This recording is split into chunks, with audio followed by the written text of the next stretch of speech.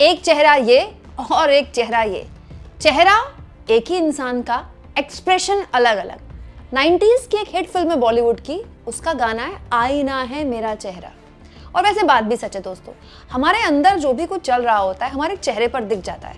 हालांकि लोग इतने सारे नकाब ओढ़कर चलते हैं कि एक आदमी कई चेहरे लेकर चलता है, लेकिन फिर भी अगर हम दुखी हैं चेहरे पर दिख जाएगा, गुस्सा आ रहा है चेहरे पर दिख जाएगा, स्ट्रेस्ड हैं चेहरे पर दिख जाएगा, खुशी है तो चेहरे पर दिख जाएगी। इसीलिए ओम बिरला के बिल्कुल सेम चेहरे के दो अलग अलग एक्सप्रेशन की ये फोटो मैं आपके लिए लेकर आई हूँ।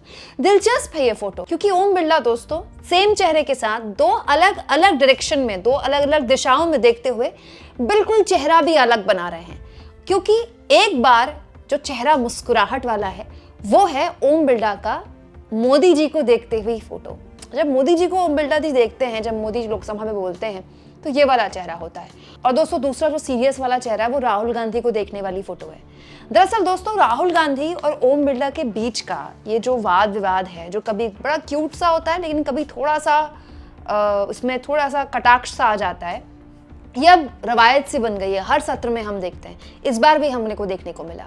लेकिन अब लोग सवाल पूछ रहे हैं कि ऐसा क्यों होता है कि वही काम मोदी जी करते हैं तो ओम बिरला जी के चेहरे पर ये मुस्कान आती है, लेकिन वही काम राहुल गांधी करते हैं या फिर दूसरे विपक्ष के नेता करते हैं तो ओम बिरला के चेहरे में इस तरह के एक्सप्रेशन होते हैं। दोस्तों राहुल गांधी चुनाव सुधारों पर बोलते हुए कह रहे थे कि आरएसएस ने सारे संस्थानों पर कब्जा कर लिया, अब ये चुनाव आयोग पर कब्जा करना चाहते हैं। तो जैसे ही ये जिक्र आया तो ओम बिरला ने राहुल गांधी को बिठा दिया। राहुल गांधी बैठ गए और ओम बिरला ने कहा कि आप जो है मुद्दे पर बात कीजिए। लेकिन खड़े होकर राहुल गांधी ने तल्ख लहजे में बोला कि मैं अपना प्रोटेस्ट दर्ज करवाता हूं, मैं कुछ भी गलत नहीं बोल रहा था, मैं मुद्दे पर ही बोल रहा था। Everybody knows how vice chancellors are placed on top of Indian universities today. Every single person knows this. You go to any university, you speak to any youngster in India, he will tell you that it does not matter whether the professor has qualifications, it does not matter whether the professor has a scientific temperament. The only thing that matters is the professor belongs. माननीय सदस्य एक minute माननीय सदस्य, चुनाव सुधारों पर चर्चा हो रही है। सर ये मैं उसी पे कर रहा हूँ सर। आप किसी भी संगठन का नाम जो इस हाउस में उसका नाम नहीं है। एलओपी है तो इसका मतलब ये नहीं है, एलओपी का मतलब नहीं है आप जनरल बात बोलो, आप राष्ट्रपति भाषण में बोलिए जनरल बात। सर हम लोग सुनना चाहते हैं। सर स्पीकर सर हम लोग सुनेंगे शांति से, हम लोग शांति से सुनना चाहते हैं। और ये आप लोग सुनिए ना क्या कहना चाहते हैं। धमकी देंगे आप? हम लोग सुनने के लिए बैठा है। अभी तक नेता प्रतिपक्ष एक शब्द चुनाव सुधार पे अभी तक आया ही नहीं है। संसदीय कार्य मंत्री बोल रहे हैं। मैं स्पीकर का परमिशन से ही बोल रहा हूँ। हम सुनने के लिए बैठे हैं, अरे हम सुनने के लिए बैठे हैं। नेता प्रतिपक्ष चुनाव सुधार के लिए जो सुझाव देंगे सुनने के लिए तो हम बैठे हैं, लेकिन चुनाव सुधार को नहीं बोलते हुए कहा जो इस सदन से कोई वास्ता नहीं, जो संगठन उसका कहानी किसी और का बोलना ये कोई उचित नहीं है। समय बहुमूल्य है, समय का मर्यादा भी है, सबका सब यहाँ सुनने के लिए बैठे हैं और ये समय बहुत कीमती है। इसलिए हर एक पल अच्छा शब्दों का कोई अच्छा ज्ञान दे, सुझाव दे, सुनने के लिए हम लोग बैठे हैं। मेरा एक सीमित अनुरोध है नेता प्रतिपक्ष से, आप विषय पर ही रहिए।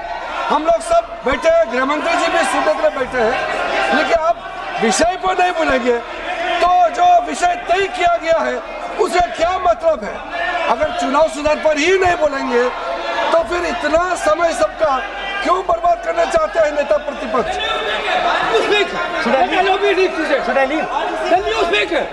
Should I leave? You speak then. You speak. What is it? You are parliamentary affairs minister. You are a parliamentary affairs minister. You are disturbing the lobby. How can it be? You are a parliamentary affairs minister. You are disturbing the subject में नहीं आपका LOP, आपका LOP subject में नहीं है, ये विषय कर रहे हैं।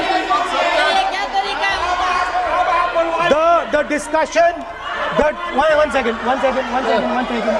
The discussion is about the vote and electoral. The discussion is about the vote. एक मिनट सर मुझे बोलने नहीं एक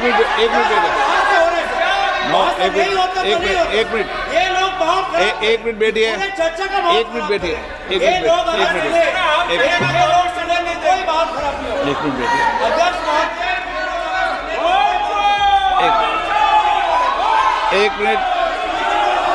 एक मिनट बैठिए। माननीय सदस्य में बैठे बैठे अनऑफिशियली बोल रहे हैं, उस विषय बोल रहे हैं, सदन की गरिमा को बनाए रखें। आसन को चुनौती देने का प्रयास मत करिए, ये ठीक नहीं है।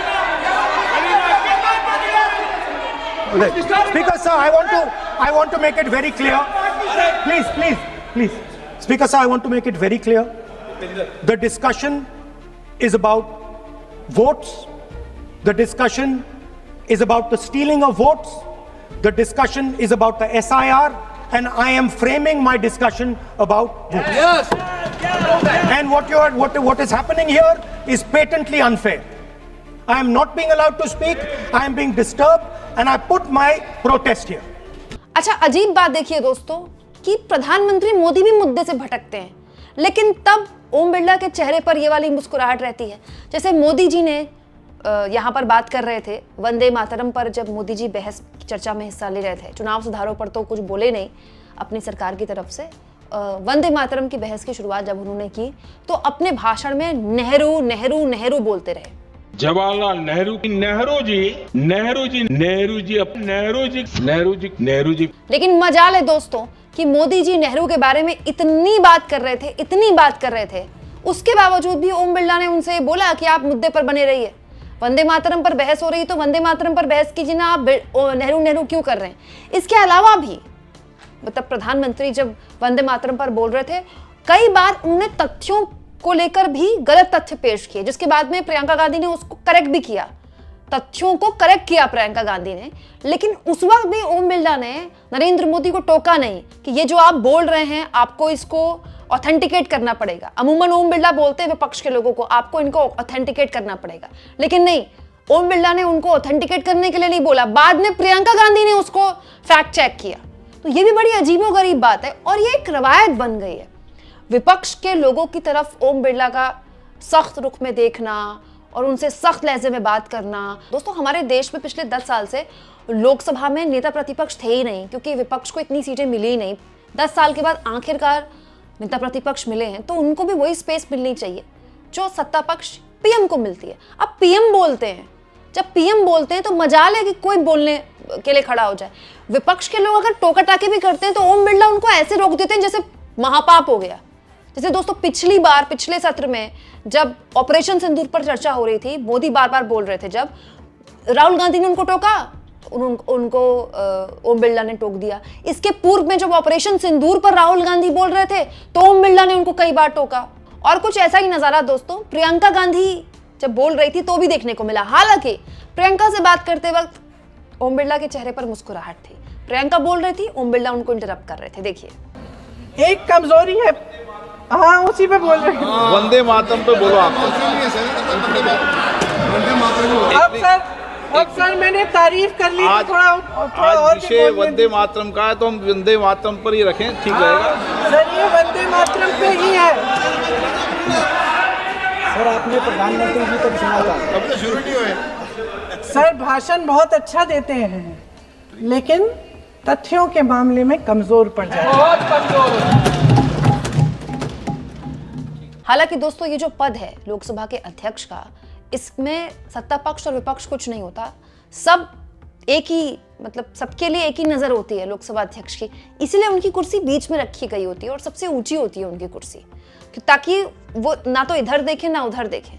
लेकिन जो सत्ता पक्ष है उनका ही शिकायत रहती है और हमेशा से रहती है कि जो ओम बिरला है लोकसभा के अध्यक्ष है, उनका सारा जो ध्यान होता है वो सत्ता पक्ष की तरफ होता है और विपक्ष के लोग जब बोलते हैं तो उनको बार बार इंटरप्ट किया जाता है।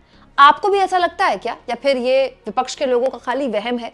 कमेंट बॉक्स में जरूर लिखिएगा दोस्तों, और जितना हो सके चैनल को शेयर भी करें और सब्सक्राइब भी।